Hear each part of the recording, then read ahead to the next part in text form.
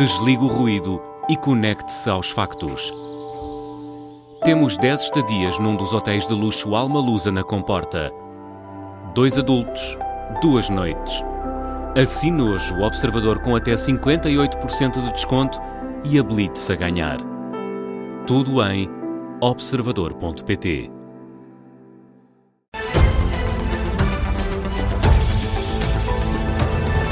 Jornal das 6, com a jornalista Vanessa Cruz. As empresas afetadas pelas tempestades vão poder pagar os créditos mais tarde. O Primeiro-Ministro fez o anúncio no debate quinzenal no Parlamento. Miguel Viterbo Dias. O debate começou, como é hábito, com um anúncio do Governo. Amanhã mesmo, o Conselho de Ministros irá aprovar uma moratória temporária dos créditos às empresas por mais 12 meses. Luís Montenegro a antecipar uma decisão do Conselho de Ministros de amanhã em Beja, com André Ventura a criticar a falta de iniciativa do Estado para resolver os problemas das pessoas. O Governo manda para a seguradora.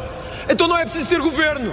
Então basta a seguradora. Todos os planos que apresentou estruturais até hoje foram um fracasso. A referência ao anúncio feito no PTRR de que o Estado não pode ajudar todos. Já José Luís Carneiro do PS insiste no combate ao aumento do custo de vida, carregando numa medida já rejeitada por Montenegro. Está ou não disponível para que mesmo transitoriamente possamos adotar o IVA zero sobre o cabaz dos bens essenciais, porque do que estamos a falar, Sr. Primeiro-Ministro, é de cerca de 45 euros a mais. E com propostas semelhantes, Luís Montenegro procura fazer uma colagem. O Sr. Deputado quer ser o mais chegano dos deputados socialistas. O Sr. Deputado arrisca-se mesmo a ser o chegano mais socialista dessa bancada, ou mesmo do Chega em Portugal. A dica para José Luís Carneiro, depois para André Ventura e de volta ao PTRR, Mariana Leitão, da Iniciativa Liberal, acusou Montenegro de recaustar o programa do Governo. Chegámos ao absurdo de ter um plano apresentado sem plano. No fundo, o Governo usou uma catástrofe para empacotar a sua agenda de governo. E Rui Tavares, do LIVRE, quis deixar sugestões para a agência que vai executar o programa. Se quer ir buscar fundos europeus, talvez não tenha ninguém melhor do que a ex-comissária Elisa Ferreira. Se quiser ir buscar alguém que sabe levar a ajuda até ao terreno e denunciar quando ela não chega, o doutor Jorge Moreira da Silva, por que não? Montenegro toma nota do perfil, mas não comenta nomes. O pacote laboral também foi tema, com o PCP a insistir na rejeição. Não serve os trabalhadores, não serve o país, não serve em nenhuma circunstância, muito menos nesta em que estamos agora a viver. O Governo com vida complicada depois de Ventura ter reafirmado que sem a descida da idade da reforma não há acordo para ninguém. O pacote laboral a marcar também este debate quinzenal com o Primeiro-Ministro e à semelhança da CGTP. A UGT também não põe de parte convocar uma greve geral, mas o secretário-geral Mário Mourão empurra uma decisão para depois do encontro que está marcado entre os parceiros sociais na concertação social para a próxima semana, dia 7 de maio. Rui Pinto voltou a ser absolvido. Foi conhecido esta tarde o veredito do segundo processo do caso Football Leaks. O pirata informático estava acusado de 241 crimes no total, 201 de acesso ilegítimo qualificado, os outros dividiam-se entre violação agravada de correspondência e dano informático.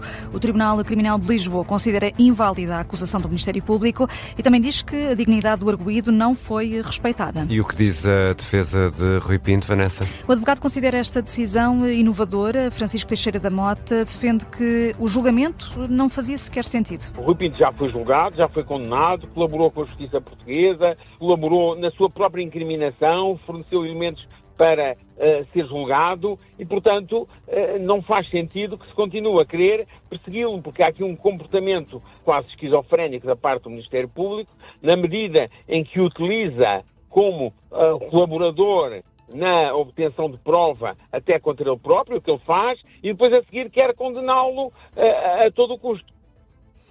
Francisco Teixeira da Mota, entrevistado pelo jornalista António José Soares, depois da absolvição de Rui Pinto no segundo processo do caso Football Leaks. Vanessa Cruz, olhamos agora para as consequências da guerra no Médio Oriente. Há uma nova escalada no preço do barril de Brent, o barril de petróleo que serve de referência para Portugal.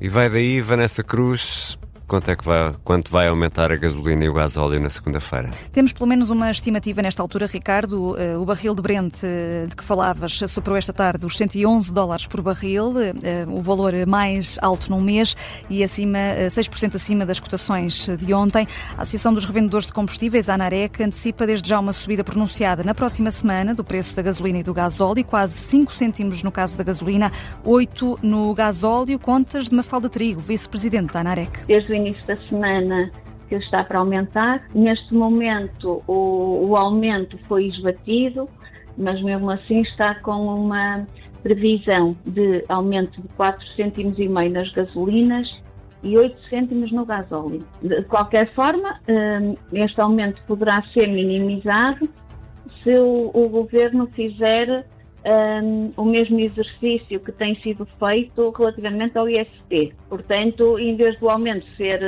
8, já só seriam 6.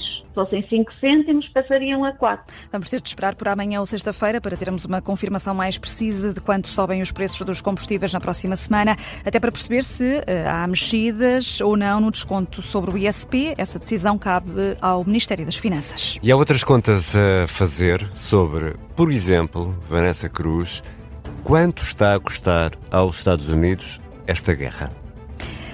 Está a custar, pelo menos há uma estimativa, cerca de 25 mil milhões de dólares, pouco mais de 21 mil milhões de euros. Previsão avançada no Comitê das Forças Armadas Norte-Americanas. O chefe das finanças do Pentágono, Jules Hurst, faz as contas e também aponta o uso que é dado ao dinheiro. Ao dia de hoje estamos a gastar cerca de 25 mil milhões de dólares na Operação Epic Fury. A maior parte é para munição, outra parte é para equipamentos. Nós vamos formular um suplemento através da Casa Branca quando tivermos todos os dados dos custos.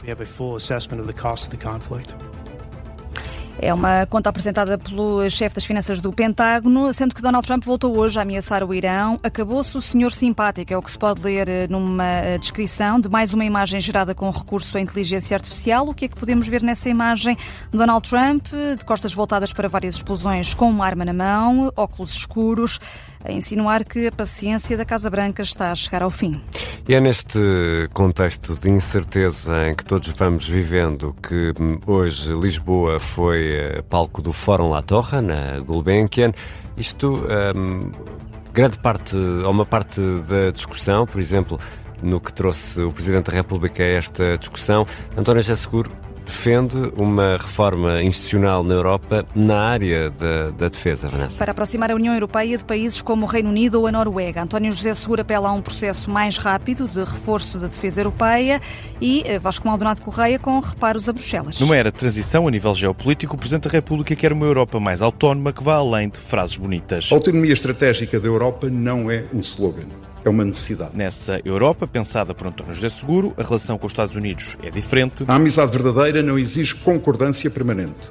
Exige lealdade, reciprocidade e respeito pela soberania de todos os Estados. E os 27 não podem ficar parados no tempo. Vivemos hoje numa era de recomposição da ordem internacional, ou de transição, simplesmente, e a economia global, que parecia convergir para um modelo partilhado, revela-se um campo de competição sistémica.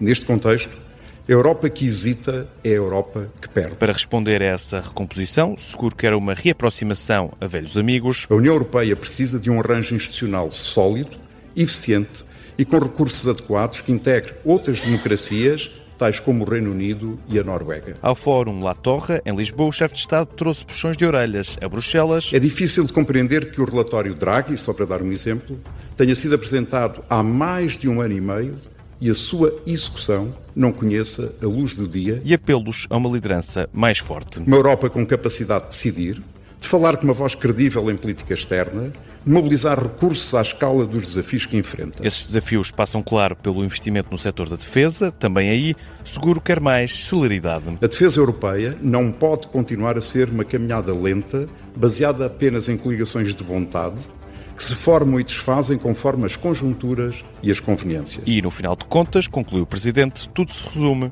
a uma escolha. Ou a Europa escolhe ser sujeito da história, ou resigna-se a ser objeto da escolha de outros. Estou certo que Portugal e Espanha escolheram e escolhem ser sujeitos. António José Seguro, no Fórum La Torre, por onde passaram também outros nomes da política nacional e internacional, desde logo o antigo primeiro-ministro espanhol Mariano Rajoy, também os antigos ministros portugueses Paulo Portas, Augusto Santos Silva e Mário Centeno. O presidente do Conselho Europeu, António Costa, enviou uma mensagem gravada em vídeo. 6h10, Vanessa Cruz, vamos falar sobre comboios. O Ministro das Infraestruturas esteve hoje no Parlamento, falou sobre o futuro da CP. O Governo pode abrir a circulação de comboios a empresas estrangeiras. A CP tem que se despachar. É isso? Foi isso que o Ministro vai dizer hoje no Parlamento? Sim, até porque há aqui um prazo. Daqui a 3 anos, em 2029, vai terminar o contrato de concessão do Serviço Público da CP, Comboios de Portugal, e Miguel Pinto Luz avisa que, se a concessão não for prolongada, a Ferroviária Nacional vai ter de competir com vários operadores europeus. O contrato de Serviço Público, terminado em 2029, das duas uma. Ou o Governo consegue uma prorrogação desse contrato, ou temos que ir para um concurso público internacional. E num concurso público internacional onde podem vir concorrentes da Europa toda, este Governo quer ter uma CP que vai ganhar esse concurso. E em 2029 teremos concorrência. Aviso deixado pelo Ministro Miguel Pinto Luz no Parlamento. E há outro dossiê por fechar, o de Provedor de Justiça. Não há para já alternativa ao nome de Tiago Antunes como candidato, podemos chamar assim, à Provedoria de Justiça. O PS, Vanessa, não indicou ninguém na Conferência de Líderes Parlamentares. Que decorreu esta manhã. Tiago Antunes não conseguiu reunir os necessários votos de 2/3 dos deputados e terá de ser um novo nome, já que o antigo secretário de Estado acabou por desistir desta corrida. E, no entretanto, há a data? Nova data? Não, o porta-voz da Conferência, Francisco Figueira, deu conta de que, não existindo ainda uma candidatura, não é possível definir uma data. O mesmo também para o Tribunal Constitucional, tal como o Observador adiantou ontem. O atual presidente do Constitucional, José João Abrantes, continua sem confirmar se vai deixar ou não o Palácio Raton, e os deputados estão à espera dessa decisão para agendar a eleição. Ainda temos tempo para olhar para outras notícias que estão a marcar a tarde desta quarta-feira, 29 de abril.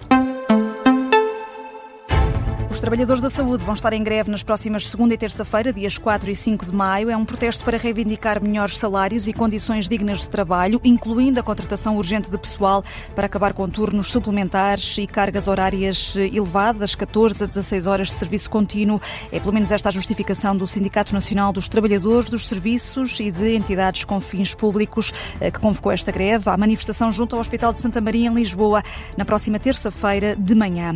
Terrorismo. A polícia britânica classifica desta forma o ataque que aconteceu esta manhã no norte de Londres, em Golders Green. 2 homens judeus foram esfaqueados. As vítimas estão em estado grave. O suspeito foi detido no local. A polícia diz que tinha um histórico de violência grave e também problemas de saúde mental. Não há indícios de que o suspeito do incidente durante o jantar de correspondentes da Casa Branca no último fim de semana tenha feito qualquer disparo. É o que adianta o jornal norte-americano Washington Post, depois de ter revisto imagens de videovigilância do hotel onde decorreu este evento, em que participou também Donald Trump e vários membros da administração Trump. Pela primeira vez em 2 décadas, o desfile do Dia da Vitória na Rússia não vai ter aparato militar, não vai ter veículos blindados nem sistemas de mísseis. É o que informa o Ministério da Defesa de Vladimir Putin, tudo por causa dos receios de ataques ucranianos, ao que adianta o jornal britânico Guardian.